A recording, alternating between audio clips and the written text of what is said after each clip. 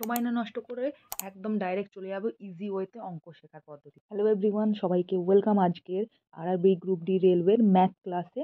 যারা আগের ম্যাথের ভিডিওটা দেখেছো তারা জানে যে সেখানে আমি কোশ্চেন আর অ্যান্সারগুলো বলেছিলাম, বাট আজকে আমি সরল সুদ কীভাবে নির্ণয় করতে হয় সেটাও দেখাবো এবং ইম্পর্টেন্ট ম্যাথসগুলো করে দেখাবো। তো অবশ্যই ভিডিওটা পুরোটা দেখো। চলো স্টার্ট করা যাক। যদি 24 মিনিট স্ল্যাশ ঘন্টার গতিকে মিনিট বা সেকেন্ডে রূপান্তরিত করা হয় তাহলে প্রাপ্ত মান কত হবে? উত্তর 6.67। চলে যাবো নেক্সট কোয়েশ্চেনের দিকে। 20 মিটার কাপড় বিক্রি করে একজন ব্যক্তি 4 মিটার কাপড় বিক্রি মূল্য লাভ করেন, তাহলে লাভের শতাংশ কত? এগুলো মুখে মুখে অ্যান্সারগুলো চলে আসবে। এটা হচ্ছে 25%। যেগুলো করে দেখাবো, যেরকম সরল সুদ নির্ণয় করে দেখাবো, একবার দেখলে তোমরা কোনোদিন আর সেটা মিস করবে না বা ভুলবে না। এবার যাই 3 নম্বরে। 450-এর 18% মাইনাস 96-এর 75% কত হবে? এটা হবে 9%। ঠিক আছে, এবার নেক্সট যাব 4 নম্বর কোয়েশ্চেনে। রাম প্রতিদিন 220 মিটার দৌড়ায়, 3 সপ্তাহে সে কত মিটার দৌড়াবে? যদি একদিনে সে 220 মিটার দৌড়ায় তাহলে 3 সপ্তাহে সে 4.62 কিলোমিটার দৌড়াবে। নেক্সট কোয়েশ্চেনটা দেখব। 8,961-কে 84 দ্বারা বিভাজিত করার জন্য নিম্নতম সংখ্যাটি যোগ করতে হবে তা কোনটা? যে নিম্নতম সংখ্যাটি যোগ করতে হবে সেটা হচ্ছে 27। ঠিক আছে, এটাও মুখে মুখে অ্যান্সারটা বেরিয়ে যাবে। দেখো, এক্স 20% লাভে বিনিময় ওয়াই এর কাছে একটি জিনিস বিক্রি করে, ওয়াই 20% ক্ষতি বিনিময়ে এক্স এর কাছে জিনিসটি বিক্রি করে, তাহলে সমগ্র লেনদেনের ফল হচ্ছে এক্স 24% মুনাফা অর্জন করেছে। নাম্বার 7, বার্ষিক 4% সুদে 3 বছরে 2000 টাকার সরল সুদের পরিমাণ কত হবে? এইবার আমি তোমাদের সরল সুদ করা দেখাবো, যেটা একবার দেখলে তোমরা জীবনে কোনোদিন ভুলবে না আফটার ওয়াচিং দিস ভিডিও। এটা একটা স্ক্রিনশট তুলে রেখো। তো এটা হচ্ছে সূত্র P into R into T by 100।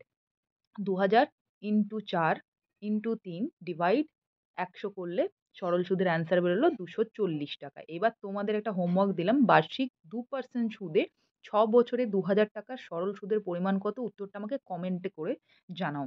এর থেকে ইজিভাবে সরল সুদ নির্ণয় করা আমি আশা করছি কেউ তোমাদের শেখাবে না। এটাকে শিখে রাখো, পরীক্ষার হলে সব থেকে ইজি হবে। নাম্বার 8, একটি শ্রেণীতে 20 জন শিক্ষকের গড় ওজন 44 কেজি এবং বাকি 10 জন শিক্ষকের ওজন 38 কেজি, তাহলে শ্রেণীতে সকল শিক্ষকের গড় ওজন কত? এবার মোট ওজনটা প্রথমে বের করে নিই। 20 ইন্টু 44 করে 880, 10 ইন্টু 38 করে 380। তাহলে সকল শিক্ষকের গড় কত হবে? দুটোর প্লাস করব, 880 প্লাস 380 ডিভাইড 30 করব। প্রথমে 20 জন শিক্ষক ছিল, নেক্সট 10 জন, তো ওই জন্য 30 ডিভাইড করে দেখো অ্যান্সারটা এলো 42 কেজি। তো একটা স্ক্রিনশট নিয়ে রাখো, এটাও খুব ইজি গড় নির্ণয় করা। নেক্সট চলে যাবো। একটি বক্সে 8টি লাল, 7টি নীল এবং 6টি সবুজ বল থাকে। একটি বল অগোছালোভাবে তোলা হয়, একটি লাল বা সবুজ না হওয়ার সম্ভাবনা কতটা হতে পারে? সেটা হচ্ছে 1/3। এটা একটু বুঝে তোমাদের অ্যান্সার করতে হবে। কোশ্চেনটাকে একবারের জায়গায় 10 বার পড়বে, তারপরে অ্যান্সার করো। নাম্বার 10 নম্বর কোশ্চেন। 5% তেল নষ্ট হওয়ার পর পাত্রে 5 লিটার তেল থাকে, তাহলে পাত্রে কত লিটার তেল ছিল?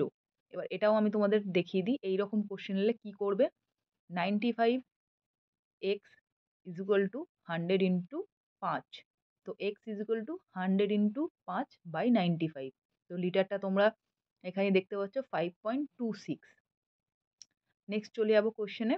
1 লিটার জলের ওজন 1 কেজি হলে কত ঘন মিলিলিটার জলের ওজন 0.1 গ্রাম হবে? এই প্রত্যেকটা কোশ্চেনের একটা স্ক্রিনশট নিয়ে রাখবে, তাহলে কি হবে, যখন তুমি কোশ্চেনটা পড়বে এবং উত্তরটা দেখবে ইজিলি তুমি বুঝতে পারবে। এই দেখো, উত্তরটা হচ্ছে হাজার ইন্টু 1/10 ঘন মিলিলিটার ইজ ইকুয়াল টু 100 ঘন লিটার। ঠিক আছে, এইগুলো স্ক্রিনশট করে রেখে অঙ্কগুলো করো। এরকমই আরও ইজি ওয়েতে অঙ্ক শেখার জন্য আমার চ্যানেলটাকে সাবস্ক্রাইব করে রাখো, নোটিফিকেশন অন করে রাখো। যারা পরীক্ষা দিচ্ছে তাদের সাথে শেয়ার করো, কারণ কি যত শর্টেস্ট ওয়েতে অঙ্ক করা যায় আমি কিন্তু সেগুলোই তোমাদের সাথে শেয়ার করব। থ্যাংক ইউ অ্যান্ড দেখতে থাকো।